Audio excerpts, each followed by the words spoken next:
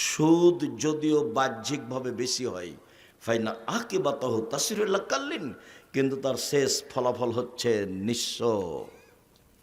সুদ খাবে যে নিঃস্ব হবে সে, এ কথা আল্লাহর নবী বলেন। সুদ খাবে যে তার টাকা কমে যাবে, এ কথা আল্লাহ তাআলা বলেন। আর আমি আব্দুর রাজ্জাক বিন ইউসুফ দুইটার সমন্বয়ে বলেছি, সুদ খাবে যে তাকে একদিন না একদিন ভিক্ষা করতেই হবে, নিশ্চিত ভিক্ষা করে খেতে হবে। সে নিজে খাবে, না হলে তার ছেলে মেয়ে খাবে, কেউ না কেউ খাবে, এই টাকা থাকবে না। সাধারণত সুদ খেলে দেশের টাকা দু একজন ধনী মানুষের কাছে চলে যায়, বাকি লোক নিঃস্ব হয়ে যায়। সাধারণত সুদ খেলে পৃথিবীর দু একটা দেশে টাকা চলে যায়, বাকি দেশগুলি দেউলিয়া হয়ে যায়। এটা তো আল্লাহর বিধান, হতেই হবে। সুদ ও ঘুষ নিয়ে আমরা গুরুত্বপূর্ণ সংক্ষিপ্ত তথ্যবহল বিবরণের চেষ্টা করব ইনশাল্লাহুল আজিজ। সম্মানিত দিনী ভাই বোন, যেসব পাপের কারণে সরাসরি জাহান্নাম ঘোষণা হয়েছে, তার একটি বড় পাপ হচ্ছে সুদ। যেসব পাপের কারণে মানুষের পরকাল হারিয়ে যাবে বলে রাসূল সাল্লাল্লাহু আলাইহি সাল্লাম ঘোষণা করেছেন, তার একটি বড় পাপ হচ্ছে সুদ। আবু হুরায়রা রাদিয়াল্লাহু তাআলা আনহু বলেন, রাসূল সাল্লাল্লাহু আলাইহি সাল্লাম বলেছেন, ইজতানিবুস সাবাল মুবিকাত, তোমরা 7টি ধ্বংসাত্মক জিনিস থেকে বেঁচে থাকো। তার 1 নম্বরে রয়েছে আশরিকু বিল্লাহ, আল্লাহর সাথে শিরক করা। 2 নম্বরে রয়েছে আতলুন নাফস, মানুষকে হত্যা করা। 3 নম্বরে রয়েছে ও আকলুর রিবা, সুদ খাওয়া। সুদ খাওয়া মহাপাপ। যেসব পাপের কারণে পরকাল হারিয়ে যাবে বলে রাসূল সাল্লাল্লাহু আলাইহি ওয়াসাল্লাম ঘোষণা দিয়েছেন, তার একটি বড় পাপ হচ্ছে সুদ। সম্মানিত দিনী ভাই বোন, আমাদের জেনে রাখা ভালো যে সুদের পাপের জন্য আল্লাহর নবী যে ভাষা উল্লেখ করেছেন, এই ভাষা পৃথিবীর আর কোনো বড় পাপের জন্য উল্লেখ করেননি। শুনলে অবাক হতে হবে, সুদের পাপের ভাষা এমন ভাষা হিসাবে মনে হচ্ছে যে এর চেয়ে নিচে নামার কোনো পথ নেই। রাসূল সাল্লাল্লাহু আলাইহি ওয়াসাল্লাম বলেন, মা এগুলো দিরহাম রিবা ইয়ালাম আসাদ্দু মিন সিত্তাতি ওয়া সালাসিনা জিনিয়া, কে যদি জেনে শুনে 1 টাকা সুদ খায়, তাহলে 36 বার জেনা করে যত পাপ হবে, 1 টাকা সুদ খেলে তার চেয়ে বেশি পাপ হবে। আবু হুরায়রা রাদিয়াল্লাহু তাআলা আনহু বলেন, রাসূল সাল্লাল্লাহু আলাইহি ওয়াসাল্লাম বলেছেন, আর রিবা সাবুনা জুজান আইসারাহা ইনকা রাজুলুন উম্মাহু, সুদের পাপের 70টি ভাগ রয়েছে, ছোট থেকে বড়, বড় থেকে ছোট। তার সবচেয়ে ছোট ভাগ হলো মার সাথে জেনা করলে যেমন পাপ হয়। শিরক মহাপাপ। বাংলাদেশের ছেলে মেয়ে বাড়ি থেকে বের হয়ে স্কুলে গেলেই বলে, ও কালিমা তোমার আকাশ, ও কালিমা তোমার বাতাস। আকাশ বাতাস তো আর কালিমার নয়। বাংলাদেশের ছেলে মেয়ের জন্মসূত্রেই শিরক, মানে মরার পরে জান্নাতের পথ তেমন আশা করা যায় না। ভারত, বাংলাদেশ, পাকিস্তানে, বিশেষভাবে বাংলাদেশে শিরকের বন্যা। আমরা তো বলি যে বন্যা, পানির বন্যা, আসলে শিরকের বন্যা এদেশের মাটিতে চলছে। যার কারণে আমি এদেশের কে মানুষ শিক্ষিত আমি কোনোদিন হিসাব নিয়ে আসতে পারিনি। যারা খুব স্বাগত জানিয়ে আগ্রহ সহকারে এইসব গান বলে, তাকে আমি শিক্ষিত মানুষ বলতে আমি কষ্ট পাই। কেনই বা বলবো? ঠাকুর বাঙালিদের শত্রু, ঠাকুর মুসলমানের শত্রু, ঠাকুর ঢাকা বিশ্ববিদ্যালয়ের শত্রু। ভারত, বাংলাদেশ, পাকিস্তানের মুসলমান যখন ইংরেজদের হাতে নির্যাতিত, তখন ঠাকুর লন্ডনে মুছ পাকায়। সেই ঠাকুরের গান আমার ছেলে মেয়ে বলবে। ঠাকুর প্রত্যেক বাক্যে বলছে সব সময়, এই আকাশ কালিমার, এই আকাশ বাতাস কালিমার, অথচ আকাশ বাতাস কালিমার নয়। শিরক দিয়ে ঘেরা এদেশ। পৃথিবীর সবচেয়ে বড় পাপ হলো শিরক, কিন্তু ভাষা এমন নয়। পৃথিবীর দ্বিতীয় মহাপাপ হলো পিতামাতার অবাধ্য চলা, কিন্তু ভাষা এমন নয়। পৃথিবীর তৃতীয় মহাপাপ হলো মিথ্যা সাক্ষী দেওয়া। বগুড়া জেলে 20 বছর 25 বছর 10 বছর থেকে কত মানুষ জেলে আছে যে নিজেই জানে না আমি কেন জেলে। জজ জানে না ঘটনা কি, উকিল জানে না ঘটনা কি, সাক্ষীও জানে না ঘটনা কি। সাক্ষীকে বলেছে তোমাকে আমি 50,000 টাকা দিব, এভাবে সাক্ষী দিবা। তখন সাক্ষী জজের সামনে বলছে যে আমি 2 চোখে মারতে দেখেছি, অথচ যার কথা বলছে সে সেদিন বগুড়াই ছিল না, কিন্তু বলছে যে আমি 2 চোখে দেখেছি। তার নাম মিথ্যা সাক্ষী। রাসূল সাল্লাল্লাহু আলাইহি সাল্লাম যেভাবে বলেছেন তাতে মিথ্যা সাক্ষী পৃথিবীর তৃতীয় মহাপাপ। মিথ্যা সাক্ষী মহাপাপ, এ কথাই ঠিক, এবং সিরিয়ালে 3 নম্বর মহাপাপ, কিন্তু তার ভাষা এমন নয়।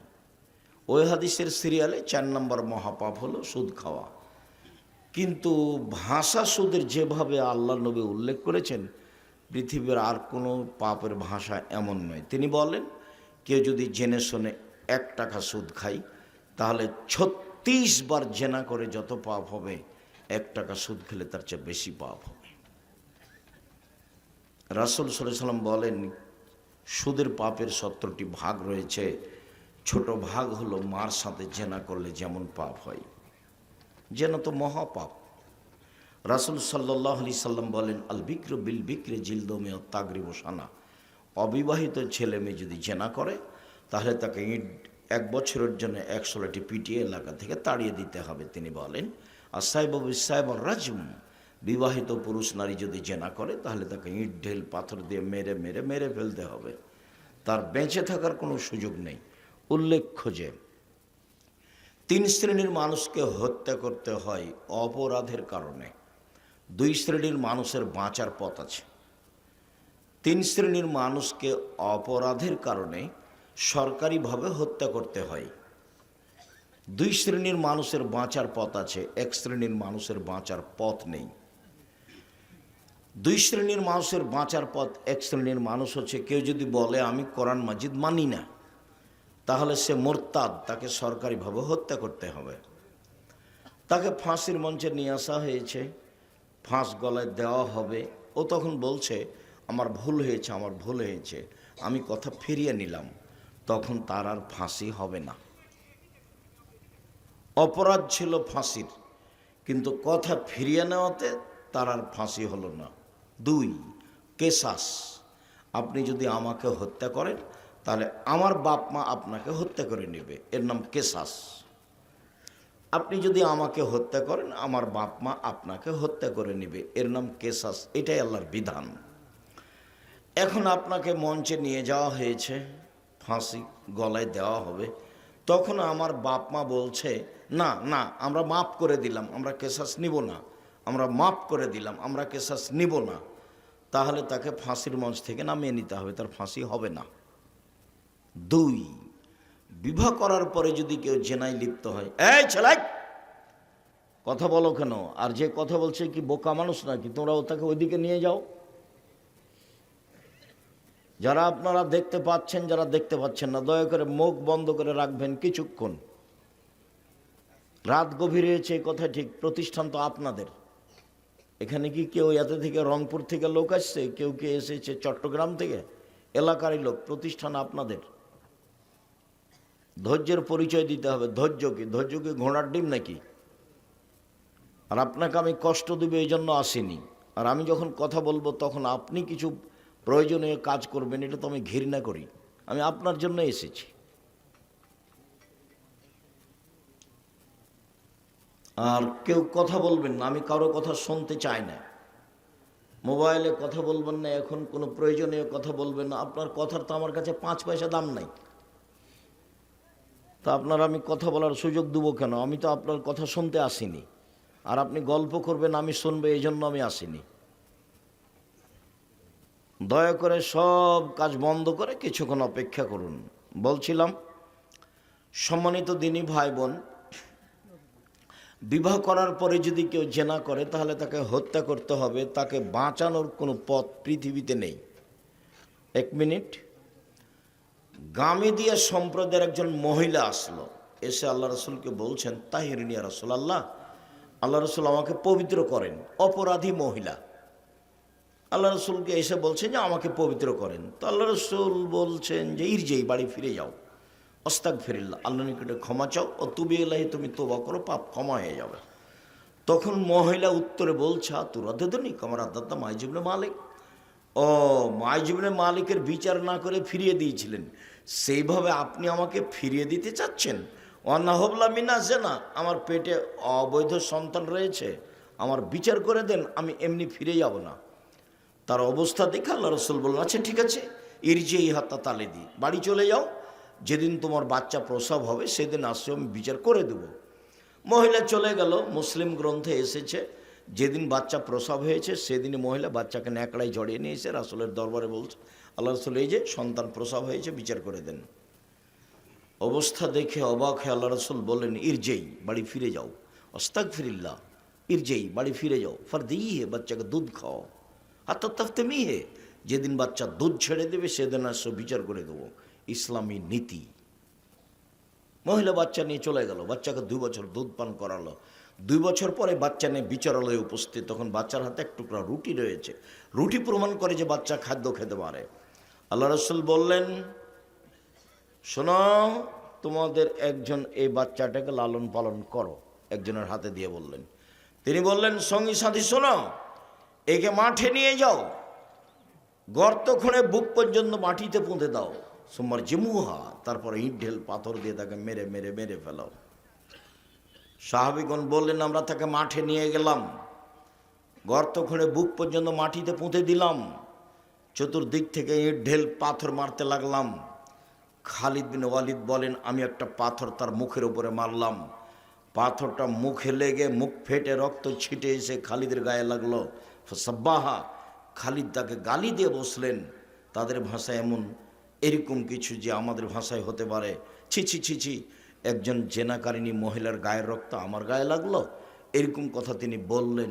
তখন আল্লাহ রসুল বললেন মাহলেনা খালিদ, খালিদ থামো, একে গালি দিও না, লাকাদ তাবাত তাওবাতান লাহু তাবা সাহেব মাকসিল্লাহ গফির আলাহু। এ মহিলা এত ক্ষমা ভিক্ষে চেয়েছে আল্লাহর কাছে, এত তওবা করেছে, এরকম তওবা যদি বড় থেকে বড় পাপী করে তবু তার পাপকে ক্ষমা করা হবে। খালিদ, একে গালি দিও না। আবার বললেন খালিদ, এর তওবা যদি মদিনার লোককে ভাগ করে দেওয়া হয় তাহলে সবার পাপ ক্ষমা হয়ে যাবে। এরপরে তিনি তার জানাজা করলেন, কাফন দাফন করলেন। তিনি বুঝলেন যে তার পাপ ক্ষমা হয়ে গেছে। হাজারো মানুষকে তার পাপ তওবা ভাগ করে দিলে সবার ক্ষমা হয়ে যাবে, মানে তার তো ক্ষমা হয়েই গেছে। তারপর আল্লাহর নবী নিজে জানাজা করালেন, মানে ক্ষমা হয়ে গেছে। তিনি নিজে কাফন দাফন করলেন, তিনি সব কিছু করলেন। পৃথিবীর এত বড় মানুষ তাকে বলতে পারলেন না যে যাও তোমার পাপ ক্ষমা হয়ে গেছে, তোমার বিচার হবে না, এই কথা বলতে পারলেন না। মুহাম্মদ সাল্লাল্লাহু আলাইহি সাল্লাম শরীয়তের কাছে নিজেই জিম্মি, ওপর থেকে যেটা ফয়সালা আছে সেটাই করতে হবে। তিনি ঘোষণা দিলেন সে নিষ্পাপ এখন, কিন্তু তার বিচার তিনি রক্ষা করতে পারলেন না। তার মানে বিবাহ করার পরে জেনায় লিপ্ত হলে তার বেঁচে থাকার কোনো পথ নেই। ক্ষমা চাইলে ক্ষমা হবে, আশা করতে হবে এটা ইনশাআল্লাহ আল্লাহ ফেরাউনকেও ক্ষমা করতে পারেন, সেটা তার ব্যাপার। বলছিলাম যে জেনার পাপের গতিবিধি এত কঠিন, এরপরেও ভাষা এরকম নয় সুদের ভাষা যেমন, এটা হলো মূল কথা। জেনার পাপের ভাষা এরকম নয়। মানুষকে হত্যা করা মহাপাপ, কিন্তু ভাষা এমন নয়। শিরক করা মহাপাপ, কিন্তু ভাষা এরকম নয়। বাপ মায়ের অবাধ্য চলা পৃথিবীর দ্বিতীয় মহাপাপ, কিন্তু ভাষা এমন নয়। রাসূল সাল্লাল্লাহু আলাইহি ওয়াসাল্লাম বলছেন কে যদি জেনে শুনে 1 টাকা সুদ খায়, 36 বার জেনা করে যত পাপ হবে 1 টাকা সুদ খেলে তার চেয়ে বেশি পাপ হবে। অবাক কথা। রাসূল সাল্লাল্লাহু আলাইহি ওয়াসাল্লাম বলেন সুদের পাপের 70টি ভাগ রয়েছে। ছোট ভাগ হলো মার সাথে জেনা করলে যেমন পাপ হয়। কি দিয়ে বুঝায় আপনাকে আমি সুদ কি জিনিস? তোমার মা তো কিস্তি তুলে নানান কিছু করছে। তুমি জানো তোমার চোখের সামনে যে একটা লোক বাড়ি, যারা সুদ কিস্তিতে তুলে টাকা উঠাচ্ছে তাদের বাড়ি হারিয়ে যাবে। কেন? এটাও একটা অবাক যে অন্য কোনো পাপের কারণে ফলাফল এরকম হবে, সুদের যে ফলাফল আল্লাহ রসুল ওভাবে বলেননি। আল্লাহ রসুল বলছেন, আল্লাহ বলছেন পৃথিবীর মানুষ শুনে রেখো, ইয়ামহাকুল্লাহুর রিবা ওয়া ইউরবিস সাদাকাত, সুদ মানুষের টাকাকে কমিয়ে দেয়, দান মানুষের টাকাকে বেশি করে দেয়। এই পাপের ক্ষমতাই ভিন্ন। পৃথিবীর মানুষ শুনে রেখো, সুদ মানুষের টাকাকে কমিয়ে দেয় আল্লাহ বলছেন, দান মানুষের টাকাকে বেশি করে দেয়। আব্দুল্লাহ ইবনে মাসউদ বলেন, রাসূল সাল্লাল্লাহু আলাইহি সাল্লাম বলেছেন, ইন্নার রিবা ওয়াইন কাসরা, সুদ যদিও বাহ্যিকভাবে বেশি হয়, ফাইনা আকিবাতাহু তাসিরুল কাল্লিন, কিন্তু তার শেষ ফলাফল হচ্ছে নিঃস্ব। সুদ খাবে যে নিঃস্ব হবে সে, এ কথা আল্লাহর নবী বলেন। সুদ খাবে যে তার টাকা কমে যাবে, এ কথা আল্লাহ তাআলা বলেন। আর আমি আব্দুর রাজ্জাক বিন ইউসুফ দুইটার সমন্বয়ে বলেছি, সুদ খাবে যে তাকে একদিন না একদিন ভিক্ষা করতেই হবে, নিশ্চিত ভিক্ষা করে খেতে হবে। সে নিজে খাবে, না হলে তার ছেলে মেয়ে খাবে, কেউ না কেউ খাবে, এই টাকা থাকবে না। সাধারণত সুদ খেলে দেশের টাকা দুই একজন ধনী মানুষের কাছে চলে যায়, বাকি লোক নিঃস্ব হয়ে যায়। সাধারণত সুদ খেলে পৃথিবীর দু একটা দেশে টাকা চলে যায়, বাকি দেশগুলি দেউলিয়া হয়ে যায়। এটা তো আল্লাহর বিধান, হতেই হবে। বহু পরিবার আপনাদের চোখের সামনে কিস্তি তুলে কি কি করছিল, দেখুন বাড়িটা নিয়ে নিয়েছে ব্যাংকওয়ালা, ও এখন রাস্তায় নেমে গেছে, বাড়িটাই নেই। আপনাদের চোখের সামনে আছে কিনা আমি আমার বাসার সামনে দেখেছি, বাড়িটাই নেই। কিস্তিতে টাকা উঠিয়েছিল, এখন আর ও বাড়িটাই নেই, গেছে সব। তা আল্লাহ বলছে। আরেকটা জরুরি কথা যে আল্লাহ তাআলা বলছেন, ওয়াহাল্লাল্লাহুল বাই'a ওয়া হাররামার রিবা, আল্লাহ সুদকে হারাম করলেন আর ক্রয় বিক্রয় ব্যবসাকে হালাল করলেন। পাশাপাশি দুইটা এমন কেন? আল্লাহ তাআলা বলেন, পৃথিবীর মানুষ শুনে রেখো, সুদ চিরদিনের জন্য হারাম। আল্লাহ তাআলা বললেন, পৃথিবীর মানুষ শুনে রেখো, ব্যবসা চিরদিনের জন্য হালাল। সুদ হারাম, ব্যবসা হালাল। পাশাপাশি রহস্য কি? ওই সময় এক শ্রেণীর মানুষ বলতো, সুদেও টাকা বাড়ে, ব্যবসাতেও টাকা বাড়ে, তা একটা জায়েজ একটা না জায়েজ কেন? দুটাই জায়েজ হবে। সুদ খেলেও টাকা বাড়ে, ব্যবসা করলেও টাকা বাড়ে, তো দুটাই জায়েজ হবে, তো একটা হারাম একটা হালাল কেন? আমি এক ধরনের বলতাম, কিন্তু আব্দুল্লাহর বক্তব্য একদিন শুনছিলাম আমি, যখন ও লন্ডন থেকে আসলো, তখন আমি বুঝলাম যে ওহো, সুদের ঘটনা তো তাই। আমি তো কোনো দিন ধরতে পারিনি এটা, আমি তো অনুবাদ করি এবং বলি। রহস্য হলো এই যে টাকার জন্ম হয়েছে বিনিময়ে ব্যবহারের জন্য। আল্লাহ মুদ্রাকে সৃষ্টি করেছেন বিনিময়ে ব্যবহার করার জন্য। আমি এই টিস্যু বক্সটা নিয়েছি, বিনিময়ে 30 টাকা দিয়েছি, তো আমার টাকাটা এইটার বিনিময়ে ব্যবহার হলো। আমি 10 কেজি চাউল কিনেছি, বিনিময়ে আমি রিয়াল দিয়েছি। আমি 20 কেজি গম কিনেছি, বিনিময়ে আমি ডলার দিয়েছি। তাহলে বিনিময়ে ব্যবহার হওয়ার জন্য কিসের জন্ম হয়েছে? টাকার, মুদ্রার। তো এখন যদি কেউ টাকা দিয়েই টাকা নেয়, তাহলে কি বিনিময় হলো? তো যেই জিনিসটা হুবাহু কম বেশ হয়, কমবেশ হয়, এর নাম সুদ, তার নাম জুলুম। যখন মানুষ টাকা দিয়ে টাকা নেবে, তখন টাকার উপরে জুলুম করা হবে। আল্লাহ টাকাকে যে জন্য সৃষ্টি করেছেন, তখন আর সেই মানে টাকা থাকতে পারলো না, তখন ওই লোকটা টাকার উপরে জুলুম করলো। আর যার উপরে জুলুম করা হবে সে থাকতে পারে না, সে একদিন যাবেই। আমাদের বিএনপির সভাপতির চেয়ারম্যান, দায়িত্বশীল মানুষ, এখানে এসেছেন, আপনারা যদি তাকে সম্মান না করে এমনি কোথাও বসতে দেন নিচে, তাহলে মনে করবে যে আমাকে তো সম্মান করলো না। তখন ধীরে ধীরে উনি কী করবেন, চলে যাবেন, কেটে পড়বেন। কেননা তিনি বুঝতে পারছেন যে আমাকে অপমান করা হচ্ছে। টাকা যখন বুঝতে পারবে টাকা যে আমাকে অপমান করা হলো, তখন টাকা আর সেখানে থাকবে না। খুব ভালোভাবে মনে রাখতে হবে, টাকার জন্ম হয়েছে কিসের কারণে? বিনিময়ে ব্যবহারের জন্য। বোঝা যায় না কথা মনে হয়। টাকার জন্ম কেন হয়েছে? বিনিময় ব্যবহারের জন্য। এইটা দিয়ে আরেকটা নিতে হবে, এইটা দিয়ে আরেকটা নিতে হবে। যখন আপনি টাকা দিয়ে টাকা নেবেন, তখন কি আল্লাহ তাকে যে জন্য সৃষ্টি করেছেন সেটা কি হলো? সেটা হলো না। তখন ও আর থাকতে পারবে না, তখন একদিন না একদিন চলে যাবে। তাই আল্লাহ বলছেন ইয়ামহাকুল্লাহুর রিবা, সুদ মানুষের টাকাকে কমিয়ে দেয়, দান মানুষের টাকাকে বেশি করে দেয়। আল্লাহ রসুল বলছেন পৃথিবীর মানুষ শুনে রেখো, যদিও সুদ বাহ্যিকভাবে বাড়ে কিন্তু তার শেষ পরিণতি হচ্ছে নিঃস্ব। আমি শতদিন বলেছি যে কোরআন এবং হাদিসের সমন্বয়ে ফলাফল হলো যে যারা সুদ খায় তাকে একদিন না একদিন ভিক্ষা করে খেতে হবে। সে মাঠে নেমে যাবে, কোনো পথ থাকবে না। কোটি কোটি টাকা লোন নিয়ে ব্যবসা করতে হবে না। এইভাবে উপার্জনের পথ চারটে: এক, দিনমজুরি, সন্ধ্যায় টাকা শেষ, ঝামেলাও শেষ। দুই, চাকরি, 25 দিনে টাকা শেষ হয় সাধারণত, 5 দিন ধার কর্জ করে চলে।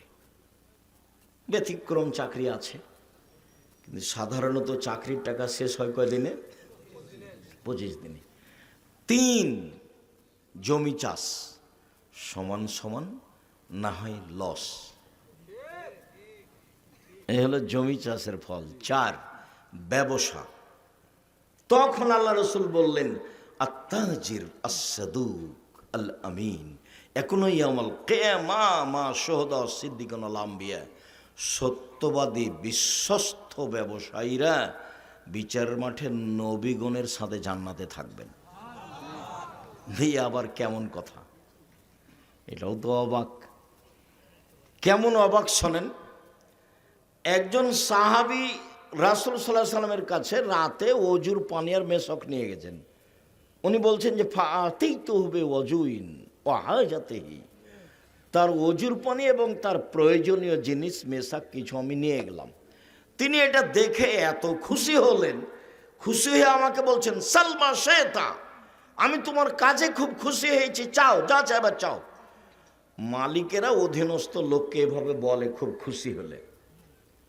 যখন একটা ছোট কর্মচারী আহমদ জি উপস্থিত, আহমদ জি উপস্থিত বলার সাথে সাথে দৌড়িয়েছে উপস্থিত।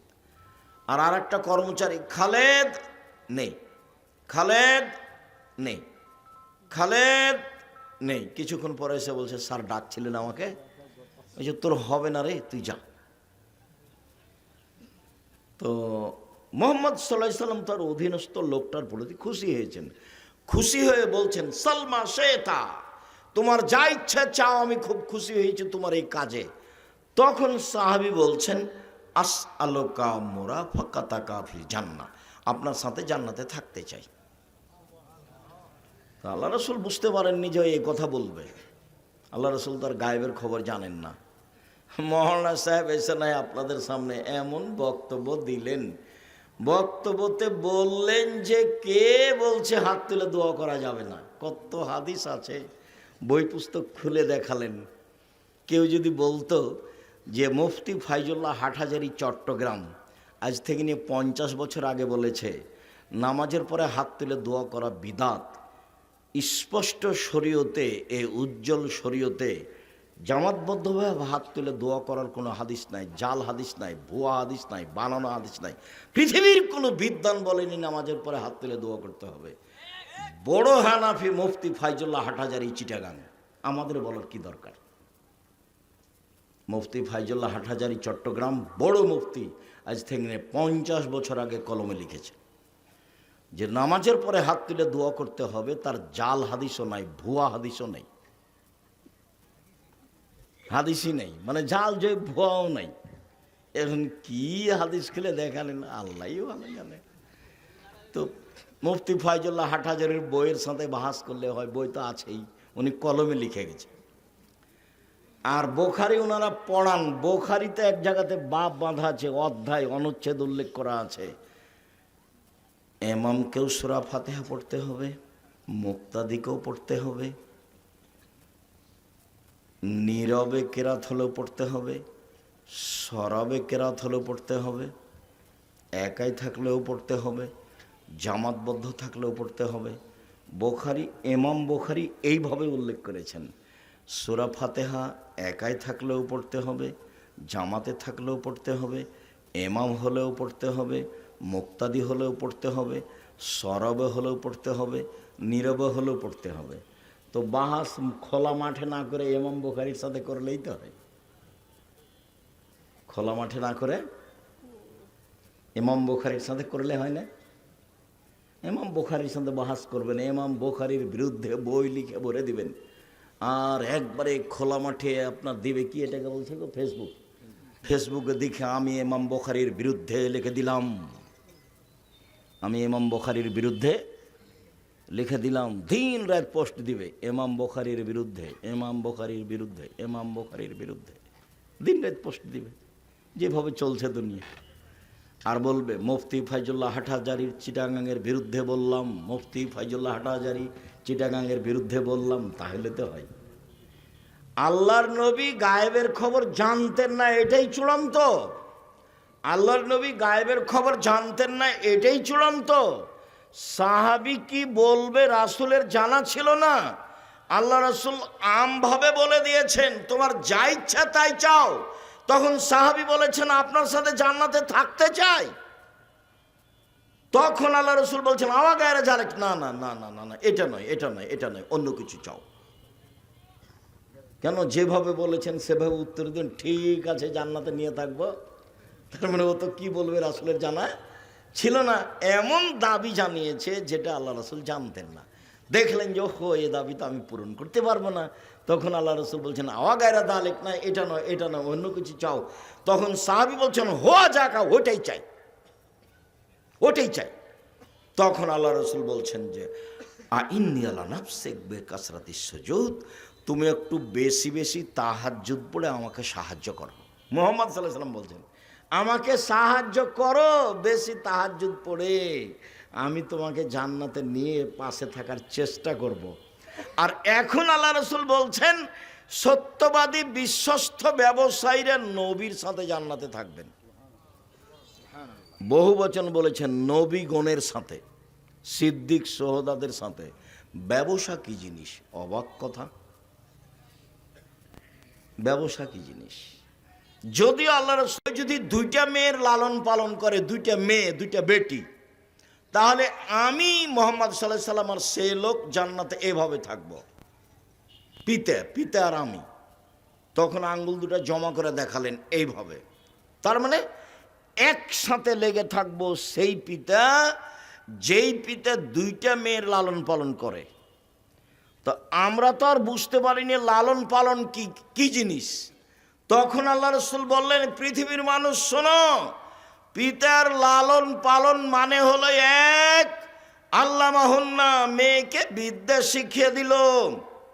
দুই, আদ্দাবাহুন্না, মেয়েকে শিষ্টাচার শিখিয়ে দিল। তিন, আহসানা ইলাইহিন্না, মেয়ের সাথে ভালো আচরণ করলো। চার, জাওয়াজাহুন্না, মেয়ের বিবাহ শাদী দিয়ে দিল। সেই পিতা আর নবী একসাথে এভাবে থাকবেন। তবে একে বিদ্যা শিখিয়ে দিল, ভালো কথা। শিষ্টাচার শিখিয়ে দিল, বাপে তো জানে না শিষ্টাচার কাকে বলে। তোমরাই বলো, বহু মহিলা এখানে এসেছে, কালকে সকালে উঠে ভ্যানিটি ব্যাগ নিয়ে আর চিকন বোরকা পরে বাজারে চলে যাবে, এইটাই কি শিষ্টাচার? তুমি মহিলা মানুষ, তুমি বলো, আপনি বলেন, আপনি তো এখানে এসেছেন বোরকা পরে, ফ্যাশন বোরকা পরে আছেন কেন? শরম হয় না আপনার? হায়া হয় না? লজ্জা হয় না কেন আপনার? ভ্যানিটি ব্যাগ নিয়ে সকালে উঠে বাজার যান কেন? বাজার কেন যাবেন? আপনার দেওর মরে গেছে, দেবর মরে গেছে, ভাসুর মরে গেছে, স্বামী মরে গেছে, শ্বশুর নেই, বাপ নেই, বোনের ছেলে নেই, ভাইয়ের ছেলে নেই, আপনি বাজারে যান কেন? কেন যাবেন? কই আমরা তো বাজার ভাবি না, তারপরে তো আমরা বেঁচে আছি। আপনি কেন যাবেন বাজারে? শরম হয় না কেন? শিষ্টাচার কাকে বলে? এই ছেলে, শিষ্টাচার কাকে বলে? তোমার বাপ তোমাকে কি শিষ্টাচার শিখিয়েছে? শিষ্টাচার কাকে বলে? তোমার বোনের নখ বড় আছে, এটাই কি শিষ্টাচার? তোমার বোন নখে নেইল পালিশ দিয়েছে। ইহুদি খ্রিস্টানদের পতিতালয়ের মেয়েদের বৈশিষ্ট্য হচ্ছে নখে নেইল পালিশ দেওয়া। ইহুদি খ্রিস্টানদের পতিতালয়ের মেয়েদের বৈশিষ্ট্য হচ্ছে নখে নেইল পালিশ দেওয়া। ইহুদি খ্রিস্টানদের পতিতালয়ের মেয়েদের বৈশিষ্ট্য হচ্ছে নখে নেইল পালিশ দেওয়া। তোমার বোন নখে নেইল পালিশ দিয়ে রাখে, এটাই কি শিষ্টাচার? শিষ্টাচার কাকে বলে? শিষ্টাচার কি জিনিস? কপালে টিপ দেওয়া হিন্দুদের প্রথা। হিন্দু মেয়েকে বিবাহ করার 10টি পদ্ধতি রয়েছে, তার একটি পদ্ধতির নাম রাক্ষসী বিবাহ। মেয়ের পিতা বিবাহ দিবে না, ছেলে জোর করে যদি কপালে টিপ দিতে পারে তাহলে বিবাহ হয়ে গেছে। রাক্ষসী বিবাহ হিন্দুদের। সেই টিপ তোমার বোনের কপালে, কিভাবে এটা শিষ্টাচার হলো বলো? রাসূল সাল্লাল্লাহু আলাইহি সাল্লাম বলেছেন, যারা গায়ে উল্কি করে নেয়, কি বলে কে, ট্যাটু নাকি, যেটা উল্কি করে নেয়, যে তার উপরে অভিশাপ। যে পরচুলা ব্যবহার করে, তোমার বোন পরচুলা ব্যবহার করে খোপা বড় করে, তার উপরে অভিশাপ। যে ভরু তোলে চিকন করে, তার উপরে অভিশাপ। যে দাঁত ছিলে চিকন করে, তার উপরে অভিশাপ। যে উঁচু স্যান্ডেল পরিয়ে নিজেকে লম্বা দেখায়, তার উপরে অভিশাপ। যে প্রেসিয়ার পরে যাকে কম বয়সে দেখানো চাই, সেটা হলো অভিশাপ। যে সামনের চুল ছোট করে, তারপরে অভিশাপ। যে এইভাবে ঢং করে চলে রাস্তাঘাটে, তার উপরে অভিশাপ। পুরুষের পোশাক পরে যারা, তার উপরে অভিশাপ। 3 শ্রেণীর মানুষ জান্নাতে যাবে না। তার 1 শ্রেণীর মানুষ, যেসব মহিলারা পুরুষের শার্ট প্যান্ট জুতা স্যান্ডেল পরে, তারা জান্নাতে যাবে না। মানে যাবে না, মানে যাবেই না। বলেন আপনি নিজেই বলেন, আপনার 2টা মেয়ের লালন পালনের কারণে আপনি জান্নাতে থাকবেন নবীর সাথে, এ কথাই ঠিক।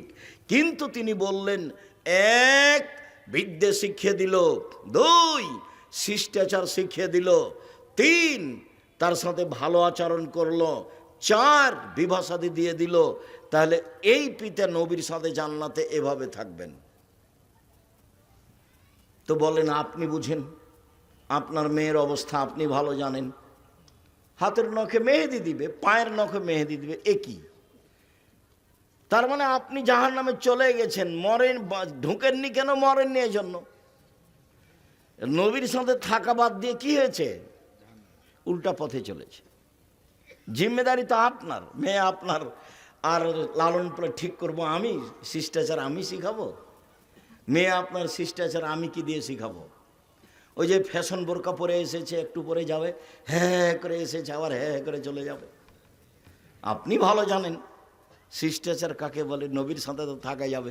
বলছিলাম, সম্মানিত দিনী ভাই বোন, সত্যবাদী বিশ্বস্ত ব্যবসায়ীরা নবীর সাথে জান্নাতে থাকবেন, এ কথা মুহাম্মদ সাল্লাল্লাহু আলাইহি সাল্লাম বলেন। ব্যবসার খাতে আরেকটি বাক্য রাসূল সাল্লাল্লাহু আলাইহি সাল্লাম বলছেন, ইয়া মাশারাত তুজ্জার, হে ব্যবসায়ীরা শোনো, ইন্নাল বাইয়া ইয়াহজারুল কিযবুল হালাফ। ব্যবসাতে অনেক সময় মিথ্যা কথা চলে আসে, ব্যবসায় অনেক সময় কসম চলে আসে। ফাসুবহু বিসাদকা, দান করে এটা মিটিয়ে দাও। তিনি নিজেই ব্যবসায়ী ছিলেন, পার্টনারে ব্যবসা করতেন। ব্যবসা কী জিনিস তিনি ভালো বুঝতেন। যখন মদিনায় তিনি চলে গেলেন, অনেক দিন পরে যখন মক্কা বিজয় হয়ে গেল, এক বন্ধু ছোটকালের ব্যবসায়ী মদিনায় গেছেন, তখন বলছেন, স্বাগত, ধন্যবাদ আমার দিনী মুসলিম ভাই, আমার পার্টনার, ব্যবসায়ী পার্টনার, আপনাকে আমি স্বাগতম জানাই। এ কথা মুহাম্মদ সাল্লাল্লাহু আলাইহি সাল্লাম বলছেন। কারণ ব্যবসা করতেন তিনি, ব্যবসা ভালো বুঝতেন, যার কারণে তিনি বলছেন ব্যবসায় মিথ্যা কথা আছে, ব্যবসায় কসম আছে, অতএব তোমরা দান করে সেরে মিটিয়ে দাও। মূল কথা বলেন তো আব্দুর রাজ্জাক সাহেব, আসলে ঘটনা কি? সত্যবাদী ব্যবসায়ী নবীর সাথে জান্নাতে থাকবেন কেন? এর মূল কথা যেটা, সেটা হলো এই, দিনমজুরি করলেও অসহায় মানুষের সহযোগিতা করা যায় না। দিনই তো চলে না, তো সহযোগিতা করবে কি?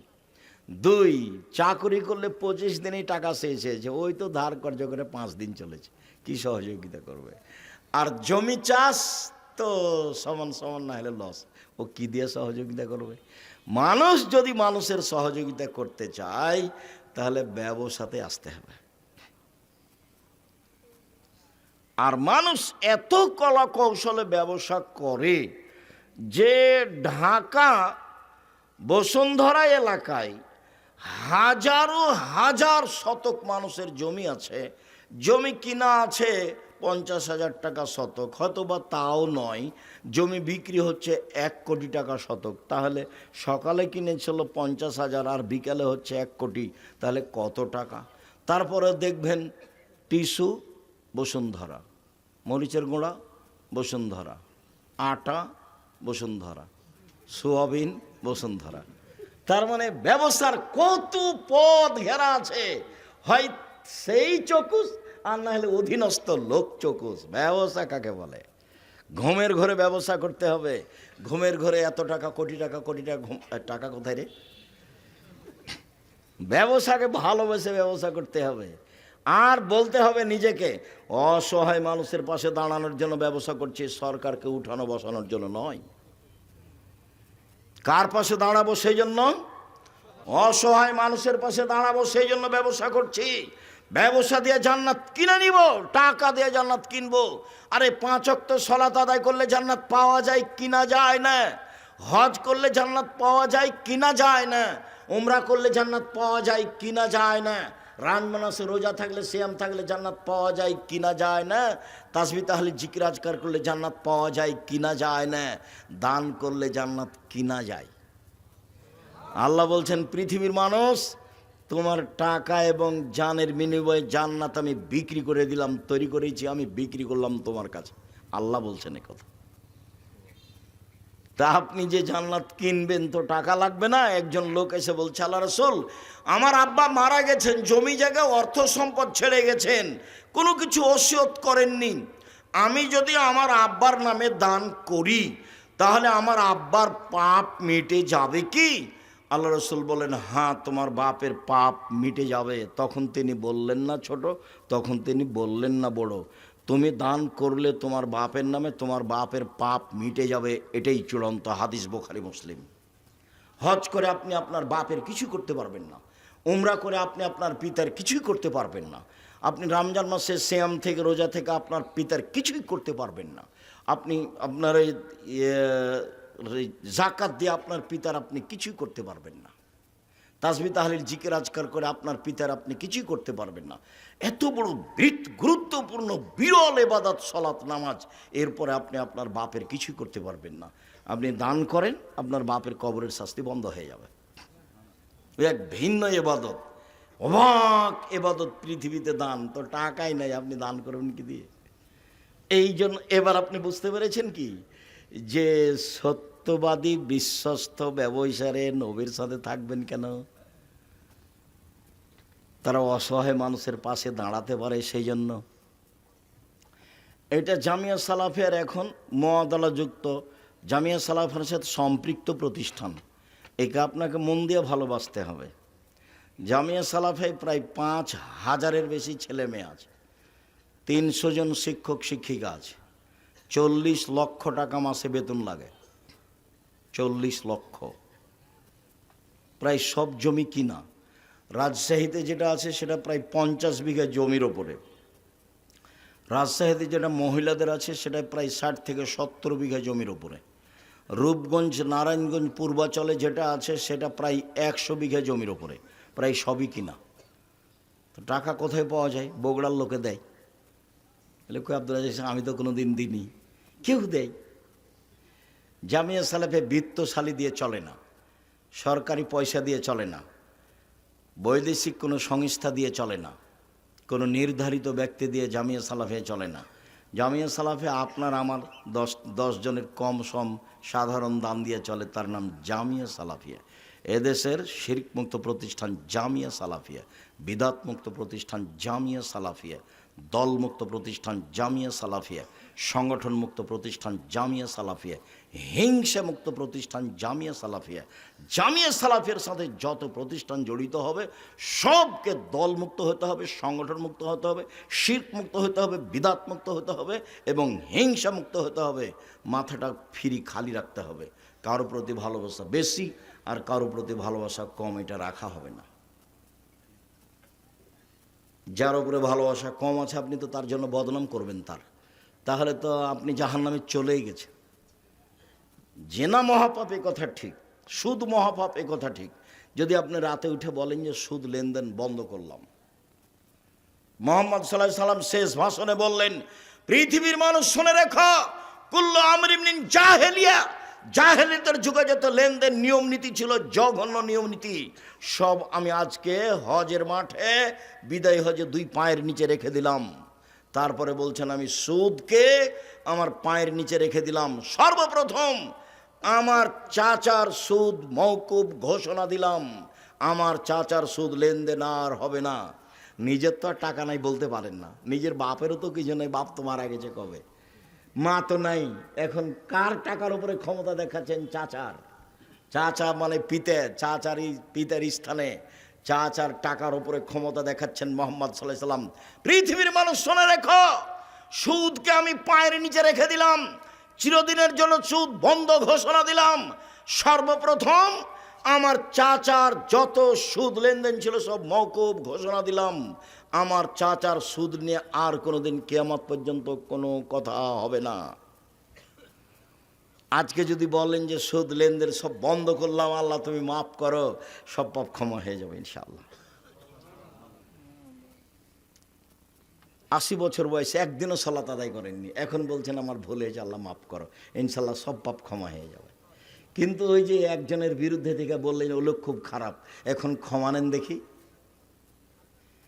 এখন কিয়ামত পর্যন্ত ক্ষমা চাইলে ওটা হবে না। কিভাবে হবে? ওর হাত ধরে ক্ষমা নিতে হবে যার বদনাম করেছেন, তাহলে হবে। যদি আমি হাত ধরে ক্ষমা নেন তাহলে কি হবে? বিচারের মাঠে আল্লাহ বলবেন যে নেকি দিয়ে পরিশোধ করে দাও। ওখানে তো আর হাত ধরে ক্ষমাও চলবে না, আল্লাহ ওটা মাফও করবেন না, তাহলে বিচার হবে কিভাবে? নেকি দিয়ে বুঝিয়ে দিতে হবে যার যার বদনাম করেছেন। আপনাকে আমি কতবার বলেছি দোকানে গিয়ে বসবেন না, হাজারো লক্ষবার বলেছি জাতির সামনে, দোকানে গিয়ে বসবেন না। দোকানে ল্যাংটা মেয়ে টিভিতে নাচে, ওখানে বসতে হবে না। আরও 2 জন বসে আছে, ওরা বদনাম করে আড্ডা পিটে, ওখানে বসা হবে না। আসসালামু আলাইকুম আহমদ, লবণ আছে? জি আছে। মরিচ আছে? জি আছে। 1 কেজি লবণ দাও আর 200 মরিচ দাও। দেওয়া হয়েছে, টাকা হয়েছে, দাও, আসসালামু আলাইকুম। এই পর্যন্ত দোকানের সামনে থামতে পাবেন।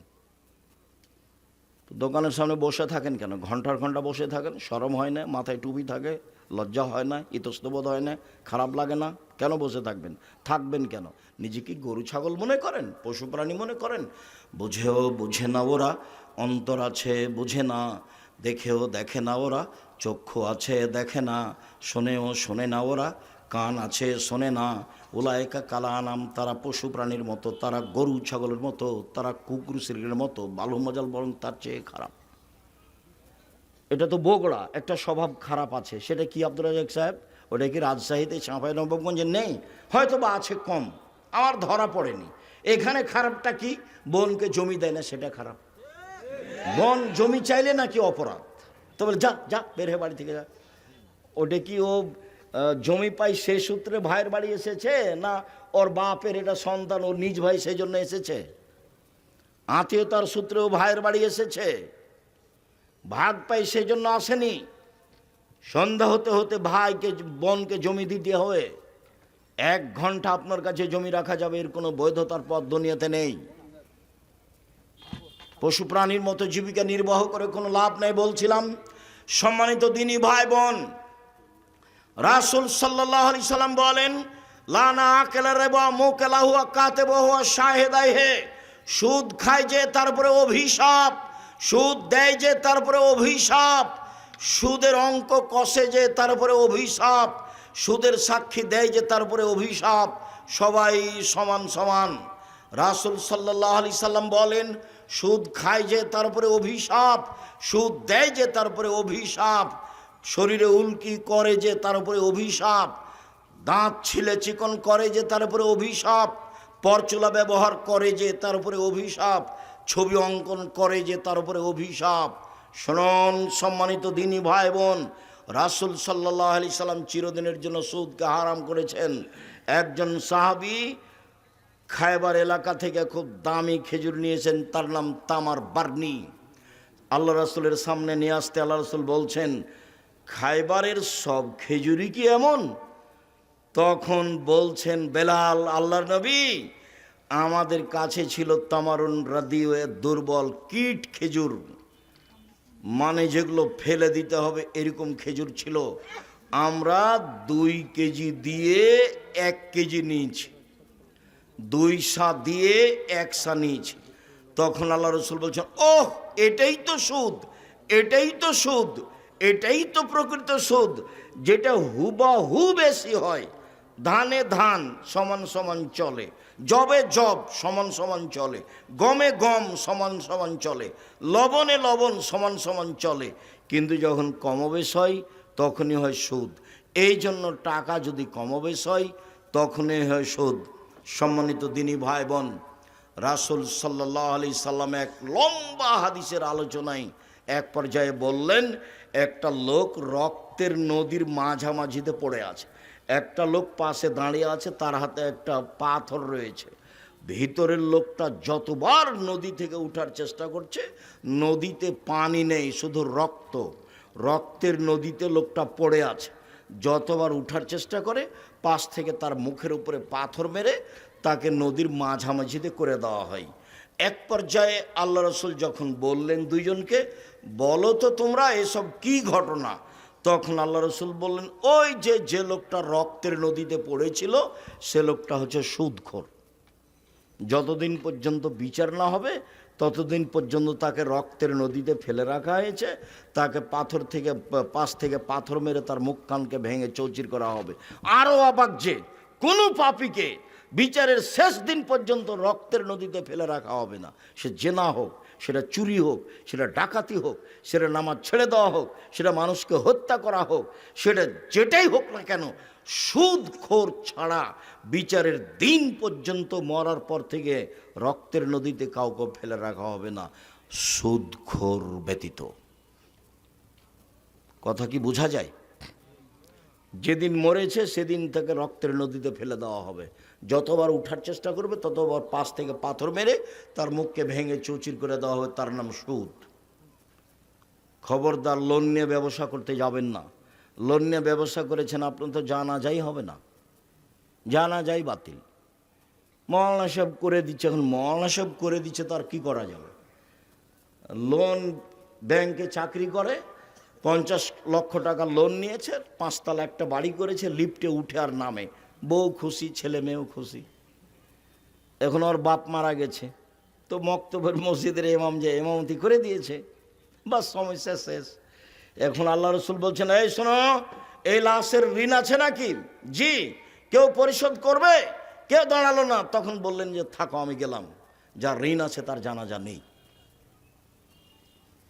জানা যায় নেই, তার নাম ঋণ। আল্লাহ রসুল সালাম ফিরার পূর্বে বলতেন, আল্লাহুম্মা আউযু বিকা মিনাল মা'সি ওয়াল মাগরাম, আল্লাহ তোমার কাছে বাঁচতে চাই ঋণ কর্য হতে, তোমার কাছে বাঁচতে চাই বড় পাপ হতে, তোমার কাছে বাঁচতে চাই ঋণ কর্য হতে, তোমার কাছে বাঁচতে চাই বড় পাপ হতে, তোমার কাছে বাঁচতে চাই ঋণ কর্য হতে, তোমার কাছে বাঁচতে চাই বড় পাপ হতে। হারামের যত পথ রয়েছে উপার্জন হিসাবে, সুদ তার সবচেয়ে বড়। রাসূল সাল্লাল্লাহু আলাইহি ওয়াসাল্লাম বলছেন, লা ইয়াদখুলুল জান্নাতা জাসাদুন গুযিয়া বিল হারাম, ওই শরীর জান্নাতে যাবে না যে শরীর হারাম উপায়ে বাড়ে। এই ছেলে বসো, সময় তো হয়ে গেছে, আমি তো নিজেই ছেড়ে দিচ্ছি, এসেছি তো 12টার সময়। রাসূল সাল্লাল্লাহু আলাইহি ওয়াসাল্লাম বলেন, লা ইয়াদখুলুল জান্নাতা লাহামুন নাবাতা মিনাস সুহতে, হারাম উপায়ে যে শরীর বাড়ে সেই শরীর জান্নাতে যাবে না। কুল্লু লাহমিন নাবাতা মিনাস সুহতে কানাতিন নার আওলা বিহি, যেই শরীর হারাম উপায়ে বড়েছে তার জন্য জাহান্নামে যথেষ্ট। ছেলে মেয়ে বাপ বেটা সব জাহান্নামে যাবে হারামের কারণে। আল্লাহ রাসূল বলছেন, যে হার উপার্জন করে তার কাপড় হারাম, তার খাওয়া হারাম, তার পোশাক হারাম, তার জীবিকা নির্বাহ হারাম, তার দোয়া কি করে কবুল হতে পারে? দিন রাত দোয়া করলেও কবুল হবে না, সব বন্ধ হয়ে গেছে। অল্প পয়সা উপার্জন করেন বৈধ। আমি বলিনি চকলেটের ব্যবসা করতে হবে, মানে আমি বলেছি চকলেট বিক্রি করে খাও, তার মানে কি এটাই করে খাও? মানে চকলেট দিয়ে বলেছি সবচেয়ে কম পয়সার ব্যবসা করো। বুঝাতে পারলাম না কথা? চকলেটের ব্যবসা করতে বলেছি মানে কি? সবচেয়ে কম পয়সার ব্যবসা করেন, তাহলে তো লোন নেওয়া লাগবে না। ধনী হতে 30 বছর সময় লাগবে, 35 বছর সময় লাগবে। একদিনই কলিকাতায় হিরোইন কিনলেন, ঢাকায় বিক্রি করলেন, কোটি টাকার মালিক হলেন, তার নাম ব্যবসা? ব্যবসা এটা নয়। কলা থেকে শুরু করতে হবে, চকলেট থেকে শুরু করতে হবে, জুতা স্যান্ডেল রাস্তায় বিক্রি করে মাঠে আসতে হবে। তারপরে বিত্তশালী হওয়ার জন্য এটা সময় লাগবে। সম্মানিত দিনী ভাই বোন,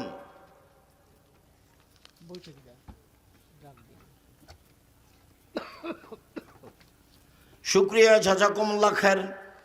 যেহেতু এটা একটা কওমি প্রতিষ্ঠান, যাওয়ার পূর্বে আমার পক্ষ থেকে একটা আলিতে পত্রিকা ফ্রি আছে, যখন একটা বই নেবেন তখন। আর এতে 1000 ফতোয়া আছে, ফিকহুল হাদিস ফতোয়া সিরিজ, যার আমার সম্পাদনায় আছে, আব্দুল্লাহর আছে 1000 ফতোয়া। যাওয়ার পূর্বে সবাই বৈঠকে দান করে যাবেন। ঈদের মাঠে যেভাবে দিতেন, এখন যে কীভাবে, আমি আপনাদের জন্য আন্তরিকভাবে দোয়া করি। 10 টাকা হোক, 50 টাকা হোক, 500 টাকা হোক, সবাই এখান দিয়ে দিয়ে যাবেন। একেবারে যদি কিছুই না থাকে, কারো কাছ থেকে 10 টাকা নিয়ে দিবেন।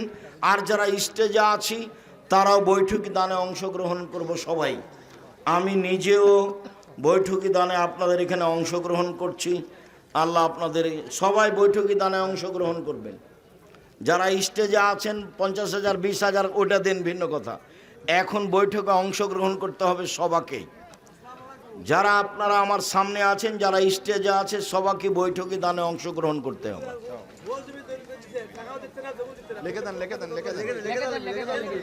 যে সকল দিনী ভাই বোনকে, যদি এখান পর্যন্ত আসার সময় না হয়, তাহলে যারা যাবেন ওখানে বাইরের ছেলেরা আছে, বৈঠকি দানটা করতে বললাম। 10 টাকা হলে আপনি এমনি চলে যাবেন না, এইটা আমার অনুরোধ, এটা আপনি খেয়াল করবেন। কি না না, এসব ভোটের কথা এখানে কেন? শায়েখ, আমি আপনার চাইতে বড় খাদেম হইতে চাই দিন প্রচারের জন্য, কিভাবে হব? ঠিকই বলছেন, এমনি চায়া থাকে কেন? টাকা পয়সা দাও। আল্লাহুম্মা সাল্লি আলাইহি আল্লাহুম্মা বারিক আলাইহি।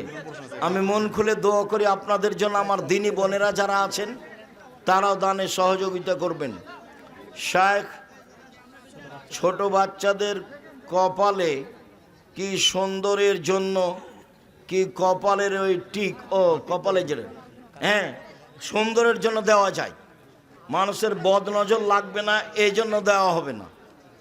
কপালে টিপ দেওয়া যাবে বাচ্চাদের, ছোট বাচ্চাদের এক সাইডে দেয়, দেখতে ভালো লাগে, সেই জন্য ছবি উঠায় না। শুক্রিয়া, জাযাকুমুল্লাহ খায়ের। সকল দিনী ভাই বোনকে আমি সম্ভবপর আসতে দেন। যারা পিছনে আছে কম হলেও দান করে যাবেন, কেউ খালি হাতে যাবেন না। হ্যাঁ, আদর্শ পরিবার, আদর্শ নারী সবই আছে। আর উপদেশ বই, যেগুলো বক্তব্য দিই, সব উপদেশ বই আছে। বই হাতে ডানে আছে। আপনি ফতোয়া দিয়েছেন যে মসজিদে মৃত্যুর ঘোষণা দেওয়া নিষেধ, কিন্তু মাসিকাল ইতেসামে তা জায়েজ বলা হয়েছে। মাসিকাল ইতেসামে জায়েজ বলা হবে না, হয় ভুল প্রেসে বের হয়েছে, আর না হলে দেখতে ভুল হয়েছে। ঘোষণা দেওয়া না জায়েজ। ওয়ালাইকুম আসসালাম, হাইয়া গাল্লাহ। 29-30 জানুয়ারি রূপগঞ্জ। আল্লাহুম্মা সাল্লি আলাইহি ওয়া বারিক আলাইহি। শায়েখ, আমি আপনার চাইতে বড় আলেম। ভালো কথা তো, অনেক বড় দাবি, জাযাকুমুল্লাহ খান। তুমি আমাদের চেয়ে অনেক বড় ইমাম বুখারীর মতো হওয়ার চেষ্টা করো। আল্লাহর রহমতের অভাব নাই, আল্লাহ দিলেই হলো। শায়েখ, এতদিন ধরে সহিহ হাদিসের মাধ্যমে জানতে পেরেছি 7 ভাগে কুরবানি জায়েজ না, কিন্তু ইতিহাসে একটি প্রশ্নের ইতিসামে একটি প্রশ্নের উত্তরে জানতে পেরেছি 7 ভাগে কুরবানি জায়েজ। হয়তোবা 7 পরিবারে বলেনি, 7 ভাগে বলেছে, ওটা তো হাদিস। 7 পরিবারে জায়েজ নয়, কোনোদিনই হবে না। ও হয়তোবা ভুল বুঝেছে, না নাহলে ভুল বের হয়েছে। শায়েখ সালাম নেবেন। আপনি বলেছেন সালাত 6 ওয়াক্ত, ফজরের নামাজের আগে 1 ওয়াক্ত পড়তে হয়। এ আবার কি কথা? সে 1 ওয়াক্ত পড়ার নিয়ম বলে দিবেন? শায়েখ, আমি আপনার মাদ্রাসায় ভর্তি হতে চাই। পুরো ডিসেম্বর ফর্ম বিতরণ হবে, 1 জানুয়ারি ভর্তি। পরীক্ষা নিয়ে 1 জানুয়ারি ভর্তি, পুরো ডিসেম্বর ফর্ম বিতরণ হয়। অনলাইনে পাওয়া যাবে জামিয়া সালাফে। ভর্তির তারিখ হলো 1 জানুয়ারি। এখানে ভর্তি হন, পরে ওখানে যাবেন। ওস্তাদজি, আপনি ধনুর থানার অন্তর্গত বিলচাপড়ি হাফিজিয়া মাদ্রাসায় আসেন না কেন? কেন যে যায় না? আল্লাহর রাসূল যখন জান্নাত ও জাহান্নাম দিকে তাকায়, তখন জান্নাতে ও জাহান্নামে লোক দেখতে পাই। এখন তো কিয়ামত হয়েছিল না, তাহলে দেখলেন কিভাবে? দেখানো হয়েছে। কেউ জাহান্নামে যায়নি, জান্নাতে যায়নি। মুহাম্মদ সাল্লাল্লাহু আলাইহি সাল্লামকে মানুষ মুহাম্মদ সাল্লাল্লাহু আলাইহি সাল্লাম বলা যাবে কি? মুহাম্মদ সাল্লাল্লাহু আলাইহি সাল্লামকে তো মুহাম্মদ সাল্লাল্লাহু আলাইহি সাল্লামই বলতে হবে। কি যে বুঝো? মেয়েরা পুলিশ বা আর্মির চাকরি পেলে খুশি হয়ে গ্রামে মিষ্টি দেই আর বলে আল্লাহ ভাগ্যে রাখছে বলে হয়েছে। মেয়েদের পুলিশ বা আর্মির চাকরি করা তো হারাম। জি, এই সমাজে হারাম, একেবারেই হারাম। ধৈর্য ধর্ম ব্যবসায়ী কারা? অনুগ্রহপূর্বক বুঝিয়ে বলবেন। মিথ্যা কথা বলে, টাকা নেই, চুক্তি করে টাকা নেই। তুমি এটাই জানতে চাচ্ছ নাকি? কে জানি। যারা চুক্তি করে টাকা নেয়, ধর্মের কথা বলা বুঝে না, মিথ্যা কথা বলে, তারাই ধর্ম ব্যবসায়ী তোমার বুঝ অনুযায়ী। অনেক মানুষ আগে যারা অন্যের সম্পদ আত্মসাৎ করে, ও আলিতে পত্রিকা আছে, একটা ফ্রি আর একটার মূল্য দিতে হবে। ফ্রিটা আমি কিনেছি আপনাকে ফ্রি দেওয়ার জন্য। যে অন্যের সম্পদ জমি জোর করে ভোগ করা, আমার প্রশ্ন, কিয়ামতের ময়দানে এমন মানুষদের ভয়াবহতা কেমন? যারা জমি জোর করে দখল করে, ওরা তো জালেম, জাহান্নামে চলেই গেছে।